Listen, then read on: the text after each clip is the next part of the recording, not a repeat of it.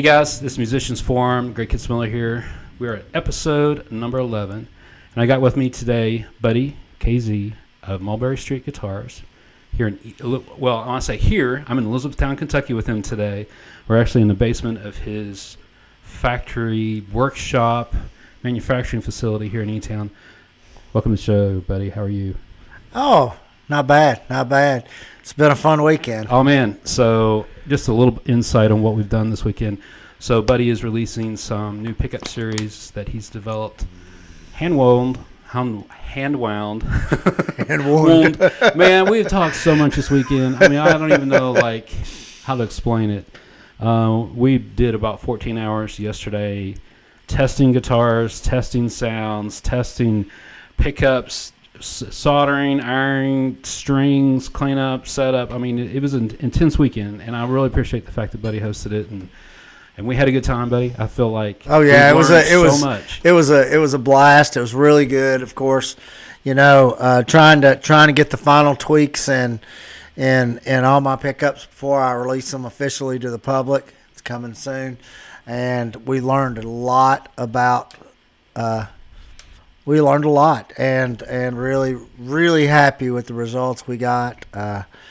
Really tickled with where we landed, and excited about more. Yeah, I brought a few of my guitars, and we were able to run them through those. We ran through several of his, and the guitars I've had for 20 years, and some I just recently got. So for us, testing A/B, what's the factory sound like, and what do these pickups sound like? My Strat went through the gamut. I think we had six different sets of pickups in it. Yeah. And one of the cool things is we've recorded and documented this whole series of tests. That'll be coming out later, and you be able to hear what those sound like, see what those sound like, and actually get to hear from Buddy. Yeah. What each of those, I guess, specialties about the nuances on those pickups. And the really cool thing was, we get into the testing, and you see the results, the results that come out that match what you're intending, a match. So I'm really excited. It gives me a lot of individualized products that I can share with the music community that can really cater to different needs. That's awesome. Yeah. So, Buddy, I was very fortunate to get to meet you here in the last year and a half through my brother-in-law, Stuart Arnold, and he called me up one day. This is, I want to say, early fall 2021. Yep, you nailed it. Yeah. That's and it. He said, all right, I got this guy. You're going to like him. He's from Nashville. He's super enthusiastic about building guitars, his own line of guitars. And from there, our conversation went on and on. So tell me a little bit about you, where you came from, and then why in the world would you want to build guitars? Well, I have really an engineering kind of background to me. I've always been a very hands-on, touch it, feel it kind of person, and woodworking has always been a love of mine, going back as long as I can remember, and music's always been a love of mine. Like I told you, I'm really good at building them, really good at fixing them. I'm not that great at playing them, but I love music, and really, it was only a matter of time before those two things married together, and really, it just clicked. It's one of those things. I started getting into it. I got into guitars myself. 15 years ago, really started getting in, and about 12 years ago, really started working on them and tearing them apart and learning the guts of it.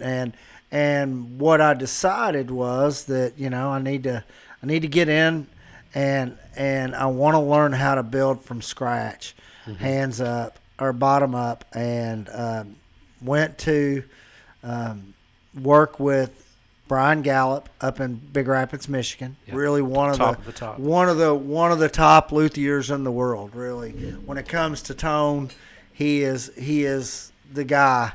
I mean, I read articles by him all the time in Premier Guitar, where he's talking about the effects of tone. And his specialty really is acoustic instruments, but obviously if it comes to guitar and it comes to tone, he's the man. He's the man. And so you went basically trained under him, right? Yeah, I did. I trained at his school up in Big Rapids. I was up there many months, and then I come back and I could have started my shop in Nashville. I could have started in Nashville, but for me, I'm originally from Kentucky, so I wanted to come home. Home was calling. Home's home. Well, I'm going to tell you. So it's crowded down there. Yeah, it's crowded down there in many levels, in many ways. But the fact that you decided to come out to Kentucky, we thank you, because us musicians about here need someone to come to. Well, that's it. And I mean, that was a big piece of it because, like I said, I could have stayed in Nashville. I had a very successful business down there. And I loved Nashville. Nashville's an awesome city. It's just amazing. But for me, in the location I'm at, my best friend lives a mile away from me. My mom's family is in the next county over, and this is a great area. It supports a great community, and the music scene here is starting to grow, and I just want to support that. And I'll support it in a lot of different ways. Obviously, you talked about my building. I also do repair. Well, I have to say, I appreciate the fact you brought that up, because I've already brought several guitars to you, and you've done a fantastic job. And what I love about what Buddy does is he instructs as well. So you're not making the same. I make a lot of stupid mistakes when taking care of my guitar. This weekend, he taught me a lot about taking care of just minor things that you overlook. And biggest thing is keeping it clean, because clean guitar plays better. But I appreciate the fact that you have that side to your shop. A lot of luthiers don't provide that. And anybody can call you. And that's right. And I try to support my customer base, and I'm lucky in this area. There are good people, really, really good people in this area, and they want to learn. I've had a large handful of people knocking on the door saying, do you need an apprentice? No, I'm not there yet. But this year is going to be a big year. This year is going to be a big year. I already build acoustics. I hand build my own acoustics. So you've got actually one of those right behind you. Yeah, these are actually the benders for the sides of my acoustics. But I've been blessed. I've got a number of commissions right now on acoustics, and I had agreements with the guys that commissioned them that I wouldn't be building immediately because I wanted to get the shop up, and there were some things I wanted to get realized before I started building, because I knew once I started building, I wouldn't have the time to do those things.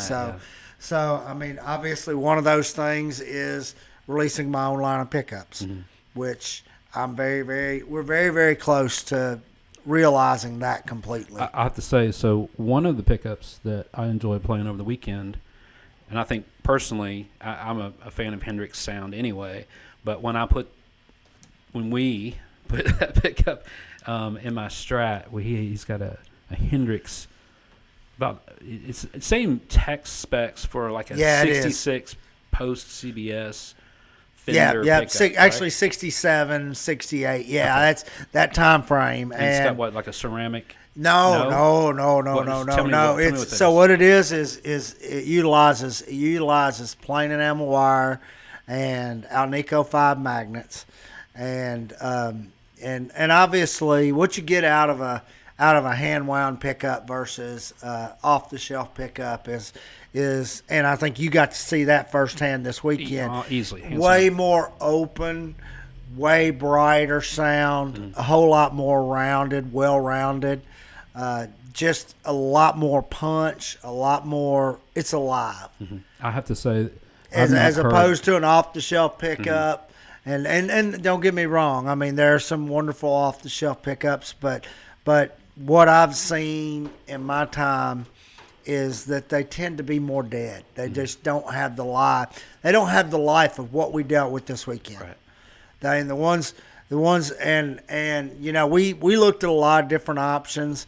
From the Strat line that we tested this weekend, It ranges from the modern Strat sound to a really strong blues, which is more of a modern feel.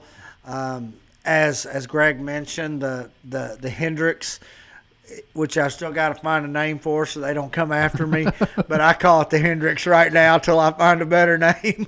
Well, if you get a chance to catch me playing somewhere with my Strat, that's what's in it. And that one is to the 69 specs. It is Formvar, or no, it's plain enamel wire without Alnico 5 magnets. But I've got a number of pickups. I've got some vintage hots that are based on the old classic design. Mm-hmm. It utilizes Formvar wire and Alnico 5. I've got some classic 50s, which is early 50s Fender style pickups that utilize Formvar and Alnico 3 magnets, which are really articulate. Obviously not meant for grunge and hard rock, but I mean, the difference is a pickup can do a lot of different things. You just got to get the right one for what you're wanting to do. Right. And to me, the highlight of our weekend was the PAF. I've got a vintage spec PAF that utilizes all the materials that were utilized for that tone that everybody chases. Mm-hmm. And that one was just breathtaking. Now, we put that in my Blackstone Cherry. I've got a Gibson Custom Classic. I think it's a 2012 model, I think, or 2014. I can't remember which. But he put the PAFs in that. I have to tell you, that was a world-changing sound in that thing. I'm excited to try that out and hear it, let other people hear how that sounds. Yeah, because there was one point that Greg looked at me and goes, "What was that?" He said, I have been chasing that tone. He said, "I've got all this money and all these instruments here, and this is the one sound I've been chasing." Absolutely. And that's, that PAF, it's almost breathtaking. And I have to say that of all the PAFs, of all the humbuckers I've ever heard, it's probably the best sounding humbucker I've ever put my hands on. Mm-hmm. And I'm proud to put my name on it. So you're winding those. I'm hand winding those in here, right over there. You've got a winding station and a winder over there. Yep. So and you're building those to specs. I'm building them to specs. It's not a wildfire thing that you're doing. Yep. And everything I'm doing is built. So for my Strat pickups, I'm personally hand building the bobbins. Mm-hmm. I take them through every step by hand. And then I wind by hand, obviously. Like every hand winder, every boutique pickup maker in the world has a machine that turns the bobbin. Mm-hmm. But what I'm doing is hand feeding that wire on. What it does is it helps bring the capacitance of the pickup down. It really opens it up. Mm-hmm. And that's that airy sound, that rounded tone that you get. And there are a few little tricks that I slide in there that really help put you over the top, add a little more top end. Mm-hmm. And every boutique builder's got their own. And I think one of the things I noticed this weekend, and I'm kind of, as you're talking, thinking through what are the biggest takeaways, I have to say the difference in between, and we tested the pickups that were in my Fender Strat, 2000 Strat, was that the standard pickups that come with those, they're good. Mm-hmm. We tested those out. Those are good. However, the difference between that and a hand wound is almost the difference between a solid state and a tube amp. To me, it really is. It's a difference. It's a difference in driving a Ford Focus and a Ferrari. I mean, really, the difference is there. Yeah, the Focus will get you there. Mm-hmm. We'll get you there in a decent amount of time, but man, it's not going to be sexy while it's doing it. It just feels warmer and more alive than a just manufactured piece that just doesn't. Yep. I mean, it's good. It's not saying it's bad, but this is. And that's right. And that's what I'm saying. The off-the-shelf pickups, they're fine. But the one thing that I'll be bringing to the table that's probably different than a lot of boutique builders is I'm going to be selling mine a little closer to the off-the-shelf prices. Mm-hmm. So that's the really cool part of it. And you're putting them in for them as well. So if the person's in this area and they want them put in, I'm capable of helping them getting them installed. Yeah, I offer that service as well. because obviously I'm a full service luthier. I do all means of repair on all types of stringed instruments, and I build. So so you mentioned build. So behind me, I know we can't see it on cam, but back over there where that light is a CNC router. yes. So tell me what the plans are with that sucker, because it so, looks beautiful. So later this year, I intend to release my own line of electric guitars and basses. I'll have a range of instruments ranging from, the Fender Tele Strat style guitars to carved tops like Paul Reed Smith to and I'm going to have my own guitar designs. So obviously I'll be adding my own flavor, and every one of those guitars will get my pickups. So I plan on everything except the stuff that everybody buys, bridge, tuners, things like that, will all be mine. It'll all be made by me in this shop. So that's awesome. All right, just a little sample. There's a half scale piece off a CNC router. This is a Strat. Yeah, that's actually a half scale American Standard Stratocaster. Yeah, if I could get a half scale bridge, half scale tuners, make half scale pickups, I could put a half scale neck on that, and it would be a functional instrument. That would be fun. Yeah, but for me, I'm running through the CNC is a relatively new addition to the shop, so there's a lot of huge learning curve. Yeah, huge learning curve. So you want to get it right. You just don't want to just fire something out. You got to have no. Yeah, you can do a lot of damage to a piece of equipment like that if you get ahead of yourself. Yeah. And so I've been doing this in phases, but really my goals when 2023 come around was to get the pickups released and to get my electrics fully realized, and that being both bass and standard electric guitars. And once I do that, then I'm off to the races building on acoustics, because like I said, I've got at least 4, I believe, hard commissions at this point, and I've got at least 2 or 3 other guys that are really on the fence, that are wanting to, but I think they're a little hesitant because I'm not ready to start building right at this moment. Right. So when I start building, things will change. Sure. They're waiting for me to say, "Hey, I've turned on the switch," and then they'll come to the party. So, and this is I don't know, for me, an inquisitive question, because I know a few luthiers, and a lot of them just repair. Yeah. What is it about manufacturing your own versus repair that you particularly, what drives you to say, I really want to make my own? Well, it's building something. It's like what we did with the pickups this weekend. How great is it to build something that you could actually put in, use, touch, feel. And for years I was tied to manufacturing, and I was the same way even then. When I was working for companies back when I was in different roles, and I would be, when I'd walk through a parking lot, and I was in the automotive industry, and I would see my part in a vehicle, it's a miracle the cops didn't arrest me, because I was over there touching it and feeling it, and I'm just one of those guys. To me, it's the fascination of knowing I made that, and that is awesome. That's an amazing thing that I did, and somebody else gets enjoyment out of that, and that's really the piece of it. But I get pretty stoked about the repair side of things too. I love instruments. I just love instruments. I've seen your guitars, pretty nice guitars. I love instruments. I mean, I wish I could play up to the level of my instruments. Maybe one of these days, but you're too busy working on them. It's I'm too busy working on them. But I think that's the big driver for me is I just like to make things, and I like to be able to hand something to somebody and see the enjoyment they get from that.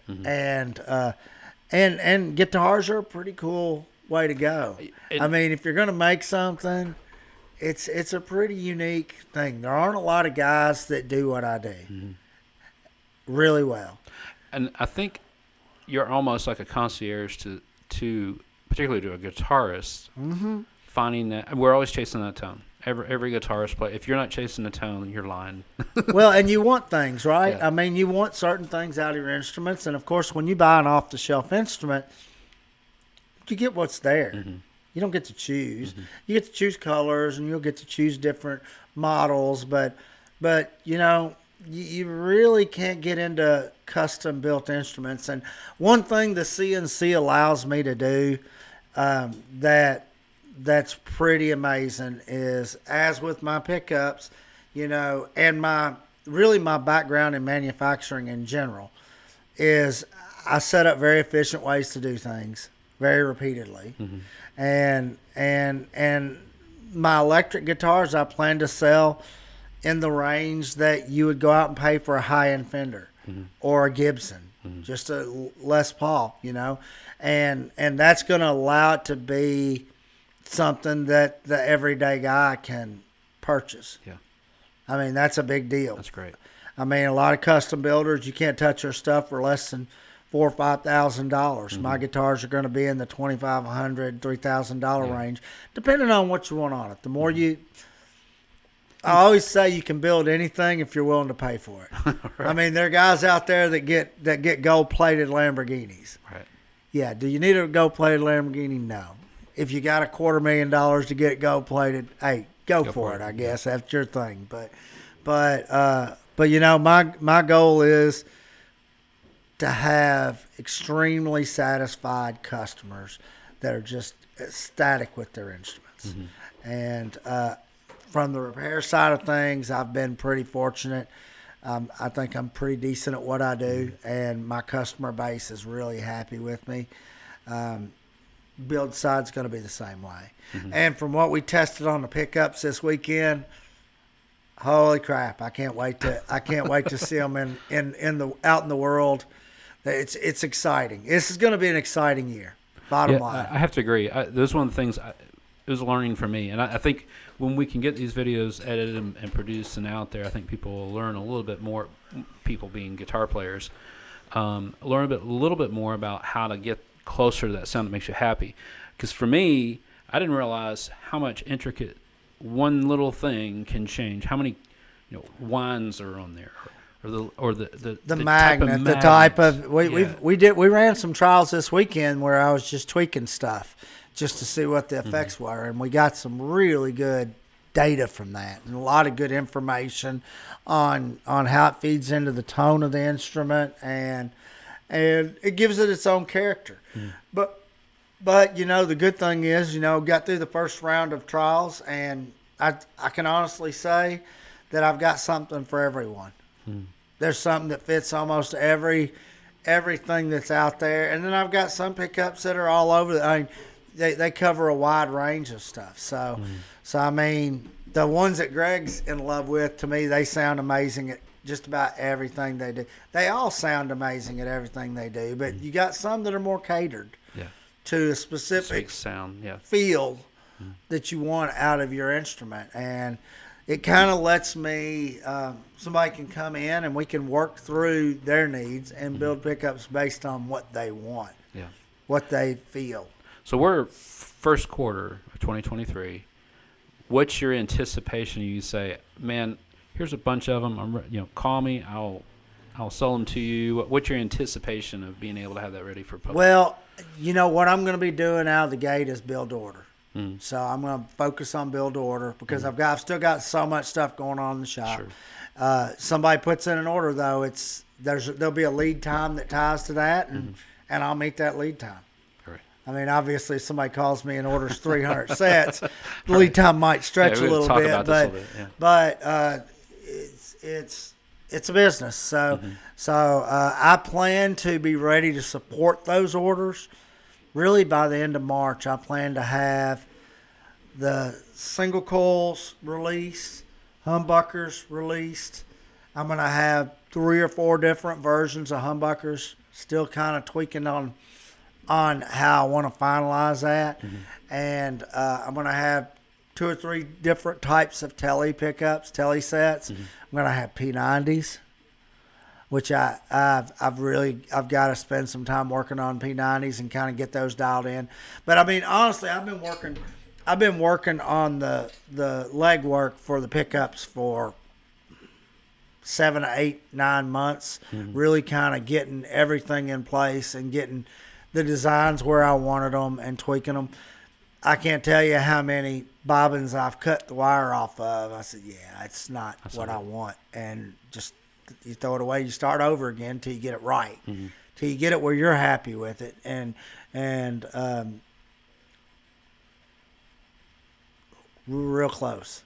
We're real close. I could tell. I mean, the ones that we tried, there's not any negatives. I think each of them had their unique characteristics that you would say, I prefer this over the other. But as far as successfully building them, pretty good. Yeah, well, I'm proud of them. And really, there's nothing I made that we tested this weekend I would hesitate to put my name on. Yeah, nothing. That's great. And so you know, there's a lot of little things that I got to get finalized out. It's the minutia of daily business. And then, you know, hopefully the goal is that I get these things selling through my website. I get them selling local through my business. And who knows what other avenues I can find. Maybe I can find some shops that are interested in them. Yeah. I mean, that would be nice. That'd be But great. never can tell. That's Crazier things, right? But, you know, and then I'm real excited about moving forward and finalizing the CNC, and really excited about getting them in my own guitars. I mean, I think that's really a neat concept. A lot of custom builders buy their pickups. I'm gonna tell you, we did one of the tests we did this weekend. The guy's like an idol to me, Lindy Fralin. To me, his pickups are, you know, most folks that know guitars will know that Lindy's pickups and Jason Lawler are really the premier two guys. And I'm a big fan of Lindy. I always have been. Real down to earth, great guy. And but we did an A/B comparison to my vintage pickup to Lindy's, and I dare say it sounded better. It was more open. It's pretty brave, but It was. Agree. Do you agree? Yeah. I mean, that was the aha moment. Is I've done something right here. Yeah, because for sure. Because that to me is the pinnacle. That was the first test we did. That was the first That test was we exciting. did. We're like, that put us on fire. And we again, put it. And 14 hours we worked after that. We put it in my personal guitar, my personal favorite guitar. Those Lindy Fralins have been in that guitar for over a decade, and I refuse to take them out. It's the only guitar I won't mod it. I won't touch it. It's perfect. And I said, we're going to put my pickups, my version of vintage pickups, in that guitar and test it. And I was blown away. I mean, it's just, you know, you just hope you get close, but it actually sounded better. Yeah. And that was something. Very positive, very encouraging. Yeah, it was very encouraging. I mean, I've got a ways to go. I've got to finalize my humbucker builds.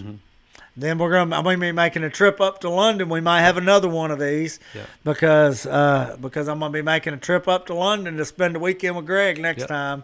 He won't be coming to Elizabethtown to pack up all my stuff and take it with me. He brought a whole truckload. Oh my you guys goodness. got to see overpacked. it. I literally, I mean, I looked at the sink. There is a sink in my garage. I'm not joking. It's sitting on the floor. I was like, could that fit in? Do we need that? But everything else I grabbed and put in my Jeep, and there was no room at all. But it's been a fantastic weekend. It's been good fun, and this is the kind of stuff I like to do. I mean, you can obviously tell I get fired up about what I do. We spent 14 hours yesterday, and I think you were about to fall asleep standing up, and I'm still trucking. I'm just like, hey, I'm just getting going, man. Dude. My wife had gone to bed, and I'm like, no, I'm not ready to go yet. I'm going to get the next set put in. We'll be ready for the morning. There's another day. We can chill for. No, I'm a pretty intense guy, and when I get fired up about something and I'm passionate about something, I have a hard time letting it go. So you know, that's like every luthier in the world that builds, you chase perfection. You never find it. Perfection's unattainable, but you chase it, and you'll continue to chase it, and you'll never let go until you get there. And of course, you never get there. So all you can do is because once you get to where you want to be, then you raise the bar and you take another step forward. And like I said, this year is going to be an exciting year. Already, it's been. I mean, from what you've told me, and just the experiences, and just 2 months in. Yeah, it's been watching your Facebook. Facebook's been crazy busy. The repair side of the business is really picking up. We've only been officially open for 7 months, and it was a soft opening, so we haven't advertised. We've done zero advertisement.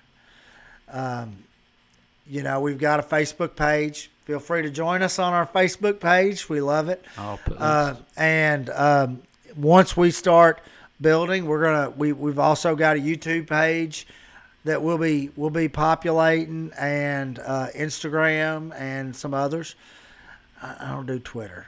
It's not my thing. Not work for this. Yeah. It's never works been for my some thing. folks, but yeah. But really, the only reason I don't do Instagram more now is it just really likes videos better than pictures. So it's just.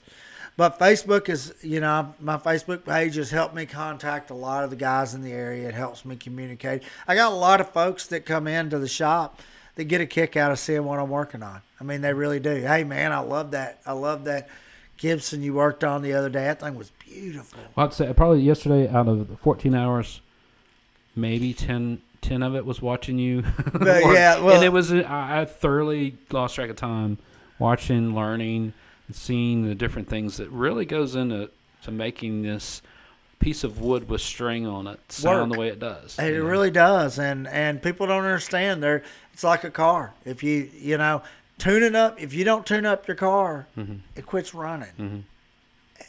Guitar's the same way, and it's a real sensitive creature. They're very, very tight specs on a guitar. When you talk guitar, you're talking thousandths of an inch. And I mean, that's really, really the world you live in, and small changes can a small change can completely change the character of a guitar. How it feels, how it plays, how it sounds. I mean, because every guitarist,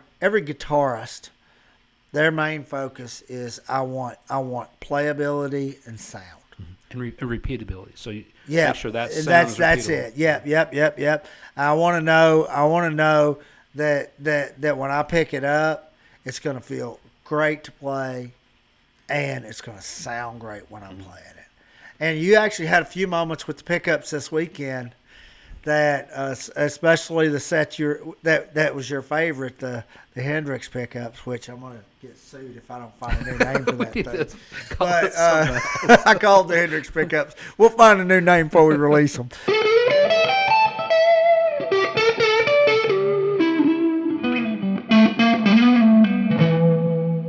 But you had a moment where he's like, these pickups, I just can't play bad with these things. They're just perfect for what I am. I literally looked at you and I said, so there's a moment when it's automatic, when the sound and the playability all comes together, and you're like, no matter how much practice you put in, you can't get that sound until all those things come together. And it happened a couple of times on that pickup on the Strat. I'm like, oh man, right, here we go. Well, and I remember a moment when we were playing the PAF where that's the one. Yes. Where you just said, that's oh, it. That's the sound. That was it. He said, I've spent my whole life trying to find that sound, and I've never found it. That's the sound I've been looking for. Yep.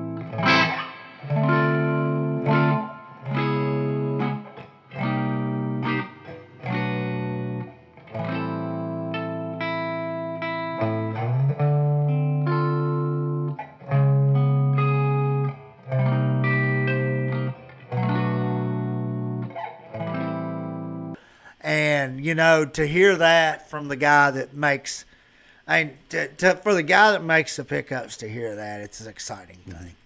Because it says, all right, yeah, I'm definitely going in the right direction. I'm definitely doing the right things. And just got to continue to move the needle. and get the other models released. I'm not going to rush them. Yeah. Just like the guitars. Just like I told the guys on the acoustics that have commissions with me, you will get your guitars when I start building them, and when they do, they'll be top notch. Mm-hmm. But we're going to do things in the course of the way they're supposed to happen. Yeah. We're not going to rush. It's not a race. I'm not a mass production house. It's what you get out of a custom build. But, I'm not Martin. I had, you asked me one time, you said, hey, how many guitars can you build a day? And I'm like, what the hell, man? I'm not Fender. It's just me. You know that, right? But I mean, the reality is the CNC changes the game, right? When it comes to cutting a guitar body, a neck, fingerboard, and everything you'd need, I can cut everything I would need to make a guitar a day. Now, there's a whole lot more to making a guitar than cutting it out of wood. But there's one of the things, I guess, until you actually think about it, you're like, okay, hold on, man. Wait a second. Yes, I can cut out, 2 a day, but that's but not what can building I do with them? That's and not ready, building them. You got and all the things you're going to do. Well, most folks don't understand that finishing an instrument, if you work in lacquer, which is what I do, I work in nitrocellulose lacquer. I mean, obviously, I can do poly. I can't really do nylon poly because you got to have special ovens and stuff for that. But I could do a standard poly finish, and they are much quicker. Mm-hmm. But to do proper build coats on lacquer and sand back and do the things you need to do to get a proper lacquer finish takes about a month and a half, 2 months alone. So obviously what I will probably do when I do build, like my acoustics, my commissions that I have, when I start building those, I will be building them all at once. So I'll build a lot of probably all the commissions I've got, maybe even a guitar or two for me personally.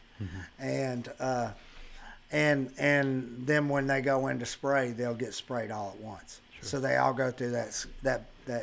But the build schedule on those takes a long time. I mean, and it's very tedious. You get 0.006 of an inch worth of lacquer on one of my acoustics.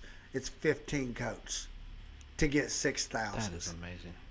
But if you do it right, and I learned this, I was one of those kids that when I spray painted my bike, it had runs and all that. You got 5 minutes to paint this thing up. I had when I was training to build, and that was one of the challenges, because you want to get it all done quick. Sure. And a lot of folks thinks, you just how long does it take?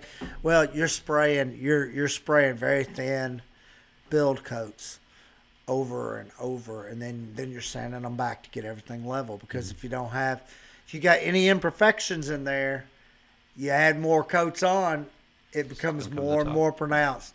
So if you got a little bump on there, it's going to be standing that proud by the time you get 15 coats on.